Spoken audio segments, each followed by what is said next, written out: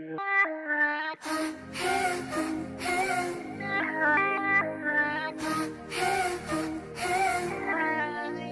like bedbugs in a five-star hotel. First day, pretty face, but he's dumb as hell. He's dumb as hell. It's like so...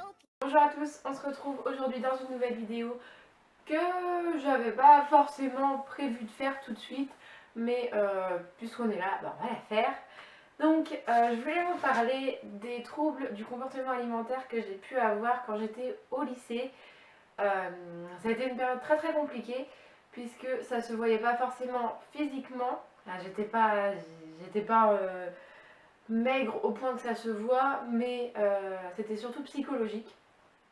J'en ai vite fait parler sur Snapchat, mais je voulais quand même essayer d'en parler en vidéo, même si ça commence à remonter un petit peu maintenant.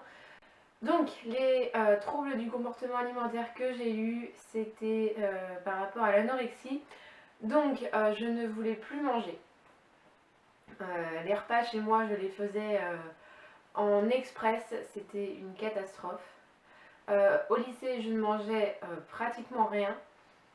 Après, ça a été par période aussi, donc voilà, en fait j'avais la minceur dans la ligne de mire et c'était une catastrophe. Je passais mon temps à regarder des photos de défilés et de filles qui étaient, mais enfin, je sais même pas comment je pouvais regarder ça parce que les pauvres quoi, c'est terrible pour elles. Mais moi je passais mon temps à regarder ça, j'en avais plein sur mon iPod et je passais mon temps à les regarder. Et je me disais je vais être comme elle, je vais être comme elle, je vais être comme elle. Et donc je regardais sur internet les moyens pour maigrir, les moyens pour éviter de manger, les moyens pour éviter la prise de poids, enfin voilà. C'est au moment où j'ai fait beaucoup de malaise que mes parents ont commencé à s'inquiéter. Donc j'en faisais souvent à l'école, à la gym j'étais hyper fatiguée, enfin j'étais devenue hyper irritable et tout. Et là ils ont vraiment commencé à se poser des questions et en fait j'avais commencé à écrire dans un espèce de journal et mon père l'a trouvé, donc là ça a été un peu le drame, donc j'ai vite remangé, mais j'étais tombée à 55 kilos je crois, donc c'est pas excessif, mais voilà, psychologiquement c'était très dur. Et pourquoi je suis tombée là-dedans, mais j'en sais rien en fait.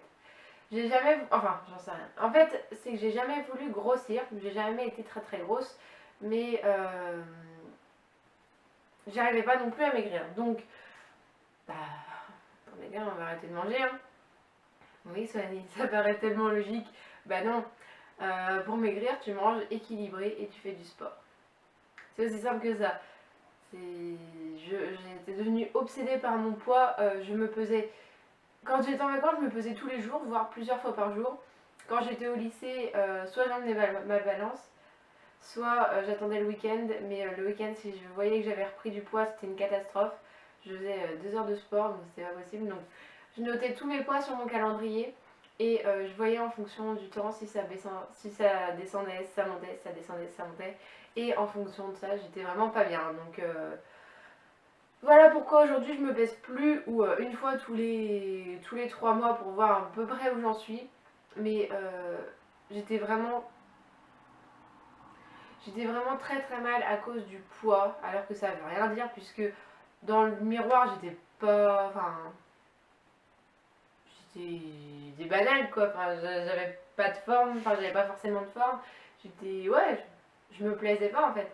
Et parce que pour moi j'étais encore trop grosse et le problème c'est qu'on se compare beaucoup aux autres filles, enfin aux autres personnes et quand on voit des filles qui sont hyper bien gaulées et qui peuvent manger n'importe quoi, ouais ça commence à saouler. Donc après je regrette complètement ce que j'ai fait parce que enfin je regrette. J'ai appris à travers ça que c'était pas comme ça qu'on perdait du poids, que j'allais mettre ma vie en danger et enfin ma santé, parce que dans ma vie on va pas abuser non plus, mais que j'allais mettre ma santé en danger et ça servait à rien au final. Et donc quand j'étais au lycée, je me faisais également vomir dès le matin, donc ça c'était très dur, mais je sais même pas si les filles avec qui j'étais s'en étaient rendues compte, mais à peine sortie du petit déjeuner, j'allais aux toilettes et j'allais vomir. Voilà, si jamais vous regardez cette vidéo, vous n'étiez pas au courant, mais maintenant vous l'êtes. Et j'en suis pas fière. Voilà, parenthèse fermée. Donc, cette phase est passée. J'ai mangé normalement pendant un bon moment. Ma grand-mère me préparait mes plats en fait pour que j'emmène au lycée. Et donc je mangeais un peu comme je mange aujourd'hui. En fait, je mangeais des légumes, des féculents et des protéines. Donc ça me faisait une assiette assez équilibrée. Et ça en est suivi. Donc j'ai eu mes diplômes, j'ai eu mon BEP, j'ai eu mon bac. Donc je suis tombée enceinte entre le début d'année. En fait, je suis tombée enceinte en avril et je finissais mes études en juillet, enfin en juin. Donc j'ai passé ma grossesse, très bien, machin. J'ai quand même mangé beaucoup de choses qu'il ne fallait pas. J'ai un peu craqué mon slip en fait, tout simplement. C'est juste ça. Je n'ai pas du tout mangé équilibré. J'ai que des conneries. Du coup, je faisais pas de sport parce que j'étais au travail en plus, donc il fallait que je me repose. Enfin bon, si c'était à refaire, ça je ne referai jamais. Donc j'ai accouché et s'en est suivi que j'ai voulu reprendre le sport très très vite et perdre mes kilos. Sauf que je faisais du sport, je faisais genre 2 heures de vélo par jour. Sauf qu'à côté, je mangeais mais n'importe quoi. C'était une catastrophe, mais quand je dis n'importe quoi, c'est que je mangeais à n'importe quelle heure, n'importe quoi, n'importe quand, n'importe où. Mais c'était pitoyable, franchement, c'était une catastrophe. Et donc, suite à ça, c'était des crises de boulimie, c'est que je mangeais vraiment tout et n'importe quoi. Voilà, c'est... Et ça c'est très dur parce que là je faisais des crises de boulimie mais je ne vomissais pas. Alors que quand j'étais au lycée, je vomissais le peu que je mangeais. Et là, tout ce que j'ingurgitais, je ne vomissais rien. Et donc c'était très très dur de tout garder dans moi en fait. J'avais pas l'habitude de manger autant. Après, honnêtement, les deux sont horribles. Hein.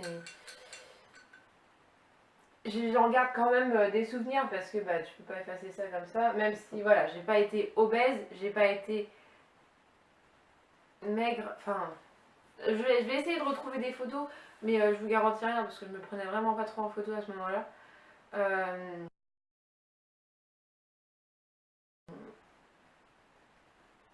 Des photos de quand j'étais très mince, enfin quand j'étais mince, ça c'est sûr, j'en ai pas parce que j'ai déjà cherché. Mais des photos quand j'étais beaucoup plus grosse, si, j'en ai. Et ça va être dur de vous les montrer, mais je vais quand même les montrer. Donc voilà. C'est tout. J'avais pas grand chose à dire au final, je voulais juste en parler parce que je trouve que c'est important aussi de parler des troubles du comportement alimentaire. On parle beaucoup d'obésité, mais pas assez d'anorexie, je trouve, alors qu'elle est tout aussi présente et ça fait tout aussi mal. Mais voilà, quand les gens vont insulter quelqu'un de gros ou dire tu devrais pas manger ça parce que c'est pas bon pour ton poids, directement, mais c'est systématique, essayez, vous allez voir, c'est systématique, les personnes qui sont à côté de vous ou quoi vont péter un câble parce que vous avez dit que cette personne était grosse. Par contre, sur les réseaux, je vois énormément, mais ça me fait énormément de mal, c'est que je vois beaucoup de personnes qui disent ah mais je préfère les femmes un peu rondes que les cure-dents ou les sacs d'os ou machin. Non mais aussi des personnes que je connais personnellement qui ont eu énormément de mal à grossir, je parle donc de ma meilleure amie, au lycée, elle se faisait insulter, insulter. C'était beaucoup de oh regarde les mecs machin, mais elle n'arrivait pas à grossir.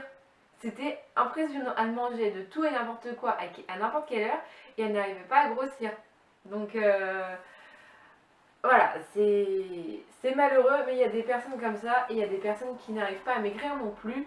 Donc ça peut être à cause de la maladie, ça peut être à cause de la fainéantise, ça peut être à cause de l'alimentation, ça peut être tout. Mais comprenez qu'il y a des personnes aussi qui n'arrivent pas à grossir, c'est possible, ça existe. Il n'y a pas que les personnes qui n'arrivent pas à maigrir. Bon, sur ce, j'espère que cette vidéo vous aura plu. Donc j'espère que cette vidéo vous aura plu, n'hésitez pas à laisser votre avis dans les commentaires et surtout à me dire les vidéos que vous voulez voir sur ma chaîne. N'oubliez pas de vous abonner et sur ce, moi je vous dis à la prochaine dans une nouvelle vidéo. Ciao ciao.